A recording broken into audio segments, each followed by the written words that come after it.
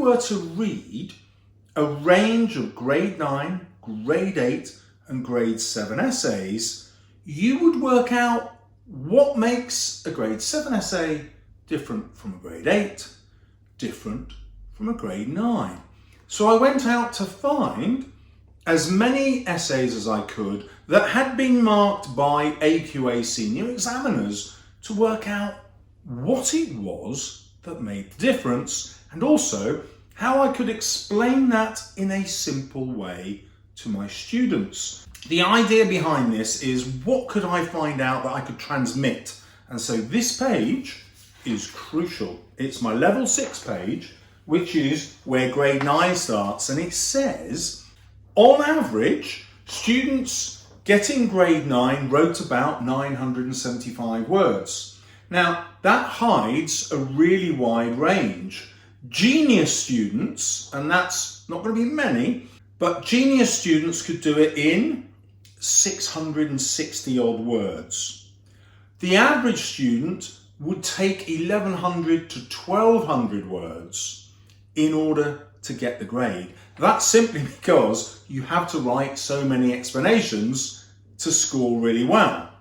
How many explanations, you ask? On average, grade 9 students write 22 explanations. That's 22 interpretations or 22 things that you're saying about Shakespeare's purpose. That's quite a lot. If you're brilliant at writing, you can do that in fewer words because you have a fantastic vocabulary. But if you're a normal human being, it takes a lot of words. And so the average is 975. The other noticeable thing, obviously, is the more explanations you write, the higher your mark. Well, what about quotes? The examiners give you an extract in order that you can find quotes really easily. They want it to be easy for you. In fact, they say, we don't even mind if you don't quote, as long as you refer to the text. But what do grade 9 students do? The lowest I found was 10 quotes, and the largest number of quotes was 22. On average, it's 13 to 15 that grade 9 writers use. The next thing to consider is, what is the writer up to? These are the writer's methods. Now, lots of methods are implied. For example, portraying the character is a method, but it's not a named method, and you want your subject terminology. So, how many named methods are there, like foreshadowing and motif and contrast, things like that, metaphor, simile, the sorts of things that you would expect? Well, they averaged only 8, and that's not 8 different methods, it's 8 different times a method was named. So one method might be the contrast between Macbeth and Lady Macbeth. Another one might be how Banquo is created as an antithesis to Macbeth. Another one might be the circular ending, where Macbeth cuts off the traitor Macdonald's head and sticks it on the battlements, and at the end, Macbeth becomes the traitor whose head is cut off and put on the battlements. One neat little trick that you can find is using Shakespeare's name. Now, obviously, dropping Shakespeare's name into your essay isn't going to get you any marks at all, but grade 9 students do it because it forces them to write about Shakespeare's purpose, Shakespeare's ideas. When you do that, you get the top grades. So the average is 9, but often there's much more than that. Many students want to know how many paragraphs it is they have to write. On average, grade 9 students seem to write about 9 paragraphs, and they're all around 100 words each.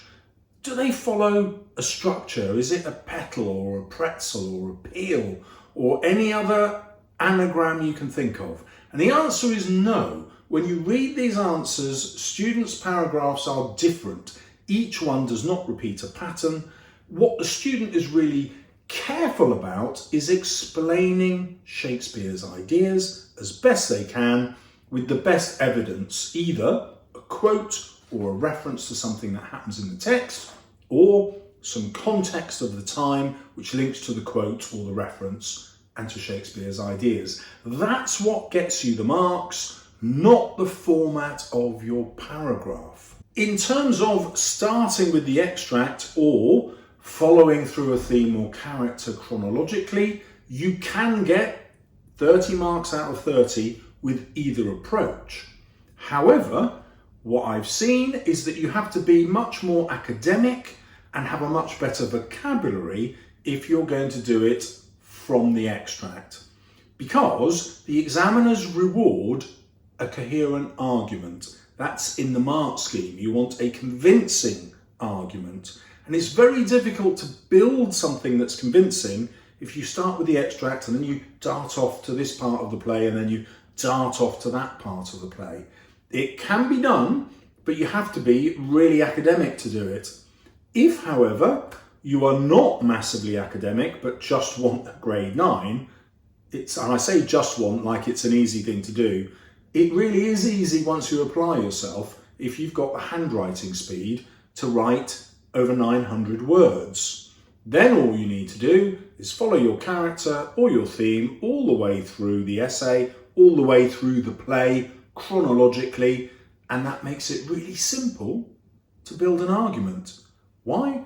Because that's how Shakespeare presented things. He wanted you to see how Macbeth was at the beginning to how he changes at the end. He wanted you to see the effects of ambition at the start to see the effect of ambition at the end. So following through, beginning to end, is such an easy way to show you're constructing a brilliant argument. Hopefully you remember 3-part thesis statement at the beginning, followed by the conclusion, which has a quote in it and looks at the final change to the character or the theme, depending on what you're writing about.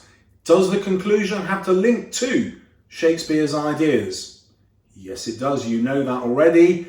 And the word that's going to help you most here is society. What is Shakespeare saying about the society of the day in his conclusion? The easiest way to do that is to jump into King James, Great Chain of Being, Divine Right of Kings, Cautionary Tale, Shazam. Let's stay on our simplest theme. What is the simplest way to get the quotes to use in your essay? I think you can do it in 10 quotes, and I'm going to try and prove it with this video coming up now.